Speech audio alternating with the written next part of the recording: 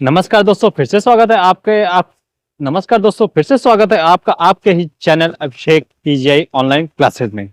ये हमारा रिवीजन का पार्ट 2 है, जो कि मैंने कल इसका रिवीजन कराया गया था। हॉस्पिटल अटेंडेंट की जो क्लासेस चल रही थी अभी तक, उसका ये रिवीजन था और उसका ये रिवीजन का आज ये पार्ट 2 है। तो बहुत सारे लोग मुझको मैसेज करते हैं कि मुझको क्या पीडीएफ मिल सकती है।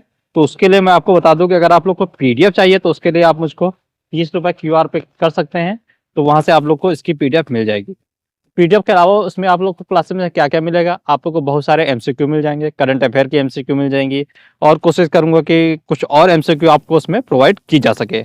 जो आप लोग को यहाँ पे यूट्यूब पे नहीं मिलता है वो आप लोग को वहाँ पे पीडीएफ पे, मतलब वहाँ पे आपको जो जहाँ पे आप लोग को जोड़ेंगे, जिस ग्रुप में आपको जोड़ेंगे, जब आप हमारा सब्सक्रिप्शन लेंगे वहाँ पे बहुत सारी चीज़ें आपको मिल जाती हैं।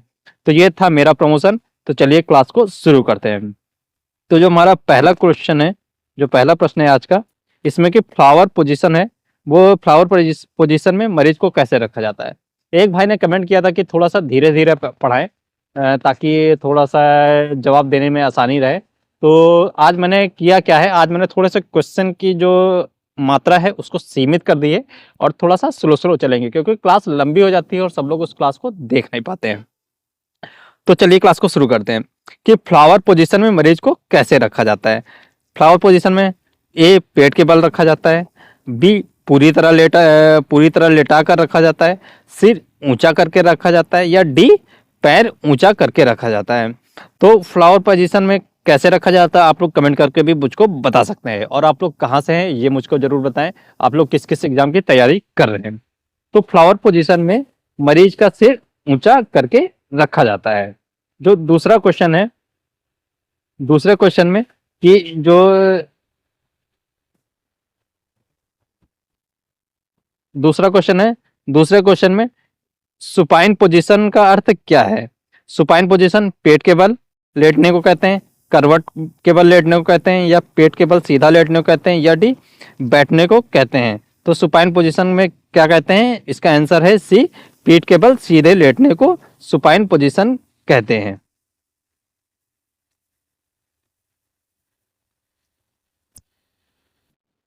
हाँ, डी तीसरा क्वेश्चन है हमारा, प्रोन पोजीशन में मरीज कैसे होता है। जो प्रोन पोजीशन है, प्रोन पोजीशन में मरीज कैसे होता है। पीठ के बल लेटा होता है, बी करवट के बल लेटा होता है, सी पेट के बल लेटा होता है, या डी बैठा हुआ होता है। तो आप लोग मुझको कमेंट करके बताएं प्रोन पोजीशन में कैसे होता है। प्रोन पोजीशन में मरीज पेट के बल लेटने को कहते हैं। अगर पेट के बल अगर आप से डॉक्टर कहता है कि मरीज को प्रोन पोजीशन में लेटाना है तो उसमें आप लोग को पेट के बल लेटाना है। ठीक है। हाँ। तो स,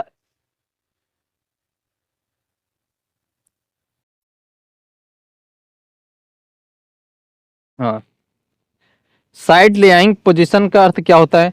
सीधा लेटना होता है, बी पेट के बल लेटना होता है, करवट लेकर लेटना होता है, या डीप बैठना होता है। आप लोग मुझको कमेंट करके बताएं। इसका उत्तर है सी, करवट लेकर लेटना होता है। साइड लेइंग पोजीशन का मतलब होता है करवट लेकर लेट। नेक्स्ट क्वेश्चन है हमारा, पांचवा प्रश्न है, बेड बाथ का उद्देश्य क्या होता है। ए कपड़ा धोना होता है, बी मरीज की सफाई करना होता है, सी बेड बदलना होता है, या डी दवा देना होता है। तो बेड बाथ का अर्थ होता है मरीज की सफाई। ओरल केयर का संबंध होता है, ओरल केयर का संबंध किससे होता है। ए आंख से होता है, बी नाक से होता है, सी मुंह से होता है, या डी कान से होता है। आप लोग मुझको बताएं कि ओरल केयर का संबंध किससे होता है। ओरल केयर का संबंध होता है मुंह से होता है। तो इसका सही आंसर है सी, मुंह से होता है, माउथ से होता है।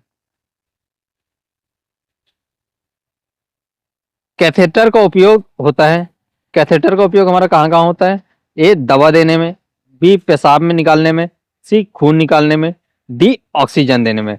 तो हमारा कैथेटर का उपयोग होता है पेशाब को निकालने में। जो हमारा कैथेटर ट्यूब होती है वो हमारे पेशाब से संबंधित होती है। यूरिन बैग को किस स्थिति में रखना चाहिए। यूरिन बैग को किस स्थिति में रखना चाहिए। ए बेड के ऊपर, बी फर्श पर, सी ब्लैडर के नीचे, डी मरीज के सिर के पास। तो आप लोग बताएं यूरिन बैग को किस स्थिति में रखना चाहिए। यूरिन बैग को सी ब्लैडर के नीचे रखना चाहिए। अगला प्रश्न है, एनीमा का उपयोग होता है, एनीमा का उपयोग किया जाता है ए पेशाब के लिए, बी कब्ज दूर करने के लिए, सी बुखार में, डी दर्द में। तो जो हमारा एनीमा का उपयोग होता है, एनीमा ट्यूब का उपयोग होता है, वो हमारा कब्ज दूर करने के लिए किया जाता है। स्पेसिमिन का अर्थ होता है, स्पेसिमिन का अर्थ होता है ए दवा, बी सैंपल, सी खाना या डी पट्टी। तो जो हमारा स्पेसिमिन का उपयोग होता है वह बी सैंपल के लिए होता है। यूनिवर्सल प्रिकॉशन का अर्थ होता है, यूनिवर्सल प्रिकॉशन का अर्थ होता है ए केवल कुछ मरीज के लिए, बी सभी मरीज के लिए सुरक्षा नियम, या HIV के मरीजों के लिए, या केवल ICU के मरीजों के लिए। जो हमारे यूनिवर्सल प्रिकॉशंस होता है, सॉरी प्रोनाउंसिएशन में थोड़ा सा दिक्कत हो रही है, मुंह में थोड़ा सा छाले पड़ गए हैं। जो यूनिवर्सल प्रिकॉशन होता है वह सभी मरीजों के सुरक्षा नियमों के लिए होता है। तो इसका सही आंसर है बी। आज मैं देखिए बिल्कुल स्लो पढ़ा रहा हूँ ताकि किसी को दिक्कत ना हो। बहुत सारे लोग कमेंट कर रहे थे। 15 क्वेश्चन हमारा, मास्क पहनने का मुख्य उद्देश्य क्या होता है? सुंदर दिखने के लिए, बी धूल से बचने के लिए, सी संक्रमण से बचाव के लिए, डी गर्मी से बचने के लिए। जो हमारा मास्क का उपयोग करते हैं हम लोग सी संक्रमण से बचाव के लिए करते हैं। जो हमारा शार्प वेस्ट है, शार्प वेस्ट में क्या क्या आता है?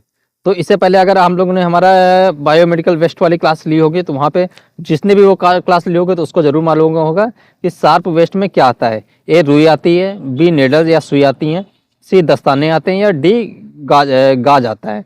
तो इसका सही आंसर है बी नेडल्स आती हैं, जो कि हमारा शार्प वेस्ट में आता है। येलो कलर बैग में क्या डाला जाता है? ए कागज डाला जाता है, बी प्लास्टिक डाला जाता है, सी बायोमेडिकल इन्फेक्शंस वेस्ट डाला जाता है, या डी कांच डाला जाता है। तो हमारा जो येलो कलर बैग में डाला जाता है बायोमेडिकल इन्फेक्शन वेस्ट डाला जाता है, इन्फेक्शियस वेस्ट डाला जाता है। ठीक है। तो हमारा जो हैंड रब है, हैंड रब का उपयोग कब किया जाता है? बहुत गंदे हाथों के लिए, हल्के गंदे हाथों के लिए, मिट्टी लगे हाथों के लिए, या खून लगे हाथों के लिए। तो हमारा जो हैंड रब है, हैंड रब का उपयोग हल्के गंदे हाथों के लिए किया जाता है। वाइटल साइन में कौन कौन शामिल होता है? जो हमारे वाइटल साइंस हैं उसमें क्या क्या शामिल होता है? तो उसमें ए बीपी पल्स रेस्पिरेशन टेम्परेचर शामिल होता है, बी वजन ऊंचाई शामिल होता है, सी शुगर यूरिया शामिल होता है, या डी ECG शामिल होता है। तो हमारा वाइटल साइन में बीपी पल्स रेस्पिरेशन टेम्परेचर ये सब हमारा वाइटल साइन में शामिल होता है। बी हम नेक्स्ट क्वेश्चन है, 20 नंबर क्वेश्चन है, बेड अलार्म का उपयोग होता है। बेड अलार्म का उपयोग होता है ए टाइम देखने के लिए, बी मरीज को उठने की सूचना देने के लिए, दवा याद रखने में, या डी सफाई रखने में। इस तरह के क्वेश्चन में बहुत सारे लोग गलती कर जाते हैं कि बेड अलार्म का उपयोग सी दवा रखने याद रखने में किया जाता है, जबकि ऐसा नहीं होता है। जो हमारा बेड अलार्म है उसका उपयोग मरीज को उठने की सूचना देने में किया जाता है। 21वां प्रश्न है, ये भी बहुत अच्छा प्रश्न है। अगर आप लोगों ने ये प्रश्न मोस्ट इंपॉर्टेंट है, हो सकता है ये एग्जाम में आ जाए। तो जो सेमी फ्लावर पोजीशन का सिर कितना ऊंचा होता है? जो सेमी फ्लावर पोजीशन है उसमें 10 से 15 सेंटीमीटर, 10 से 15 डिग्री, 20 से 30 डिग्री, 30 से 45 डिग्री, या 60 से 90 डिग्री। तो हमारा जो सेमी फ्लावर पोजीशन है उसमें जो सिर की पोजीशन है या सिर की ऊंचाई है वह 30 से 45 डिग्री रखी जानी चाहिए। ठीक है। जो हमारा नेक्स्ट क्वेश्चन है 22वां, ट्रेडेलन वर्ग पोजीशन में मरीज को कैसे रखा जाता है? तो ट्रेडेलन वर्ग पोजीशन में मरीज को सिर ऊंचा रखा जाता है, बी पैर ऊंचा रखा जाता है, सी करवट रखा जाता है, या डी बैठा के रखा जाता है। तो जो ट्रेडेलन वर्ग पोजीशन है इसमें बी पैर ऊंचे करके रखे जाते हैं। जो मरीज की पोजीशन होगी इसमें पैर ऊंचा करके रखी जाती है। अगला प्रश्न है, ऑक्सीजन फ्लो मीटर का उपयोग होता है ऑक्सीजन की मात्रा नियंत्रित करने में, बी तापमान नापने में, सी BP नापने में, डी सक्शन में। तो जो हमारा इसका सही आंसर है कि हमारा जो ऑक्सीजन फ्लो मीटर का उपयोग किया जाता है ऑक्सीजन की मात्रा नियंत्रित करने में, क्योंकि अगर आपके पास ऑक्सीजन फ्लो मीटर नहीं होगा तो आप इससे मात्रा नियंत्रित नहीं कर सकते कि किसी मरीज को कितनी मात्रा देनी है, किस मरीज को कितनी मात्रा देनी है, तो इससे मरीज को नुकसान हो सकता है। जो नासल कैन्यूला का उपयोग कहाँ होता है? नसल कैन्यूला का उपयोग खाना देने में, आईवी लगाने में, ऑक्सीजन देने में या खून निकालने में। तो इसका सही आंसर है सी, ऑक्सीजन देने में नसल कैन्यूला का उपयोग किया जाता है। हमारा अंतिम क्वेश्चन है, फेस मास्क का उपयोग होता है खाना देने में, ऑक्सीजन देने में, पेशाब निकालने में और ढकने में। तो इसका सही आंसर है बी, ऑक्सीजन देने में। तो अगर आपको ये हमारी क्लास अच्छी लगी हो तो चैनल को सब्सक्राइब कर दें, और कि बहुत सारे लोग ने हमारा चैनल सब्सक्राइब कर रखा है तो वो सब्सक्राइब करने के चक्कर में चैनल को अनसब्सक्राइब कर देते हैं। अगर आपको ये पीडीएफ चाहिए हो, इस तरह की हमारी जितनी भी हमने क्लास ली, अगर उनकी पीडीएफ चाहिए तो आप हमको 30 रुपये हमारे व्हाट्सअप नंबर 8960145885 पे कांटेक्ट करके ले सकते हैं। तो मिलते हैं नेक्स्ट वीडियो में, तब तक के लिए जय हिंद,